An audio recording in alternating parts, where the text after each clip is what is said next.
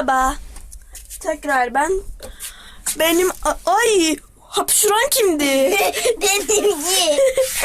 Bu kedi biraz önce hapşurdu. Bakın böyle. Merhaba tatlım. Gerçekten ne yapıyordu? Tamam. Hop, karamel nereye iniyorsun? İlme eşyalarımın olduğu yere inme sakın. Çık. Karamel.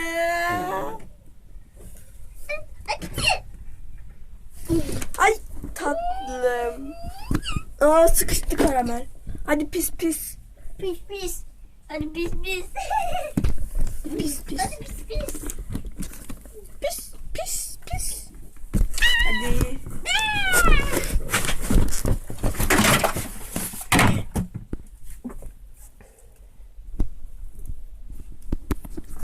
Siz biraz önce yaramazlık yaptınız. Kim? Ben mi? Bunlar. Bu ve bu. Senin gözüne bakalım. Hop, koklama bizi.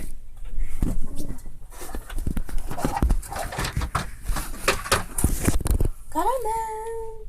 Şimdilik birazcık ara veriyoruz mabilik. Hayır. Sen bu. Limon. Şimdilik limonu göreceğiz ama limon nerede? Aşağıda. Limon. Aha, buradasın limon. Limon koklama be. Limon. Limon koklamayı seviyor. Şimdi benimki karamel. Şu çocuk var ya, o benim kardeşim Limon'un kedisi. Limon onun kedisi. Bu da benim kedim. Beni çek. Deniz zaten videodayız. Çık hadi. Çok güzel pozlar veriyorsun. Taşları da. Çok güzel. Taşlarını da Güzel. nereye koyuyorsun de? Kedileri zor getirdim ben bu kulübeye. Burası bizim oyun kulübemiz. Şunu çekelim. Evet, oyun kulübemiz. Abla, Ne? kim buraya koyursa onundur. Hayır. Benim. Öyle bir şey yok Deniz. Alıyorum ha.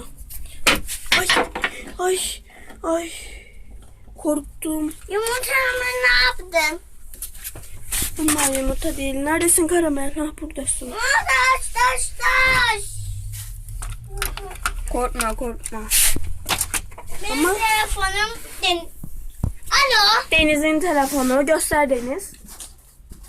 Ay, kapatayım. Tatlım. Alo. Evet. Karamel. Sessiz olun. Birisiyle konuşuyorum. Boncuk, limon ve burada da, bu da erkek ama. Boncuk o da. Bu boncuk değil Deniz. Ne? Tüylü. Tüy de olabilir veya yumak. Yumak Yok, erkek. tüy daha da iyi. Tüy. Evet, tüy. Çünkü Yumak tüylü. erkek. Bu da erkek çünkü. Yumak da erkek ismi.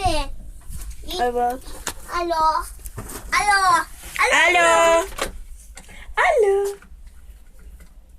Şimdilik benim Sizin çok mu kediniz var? 4 tane.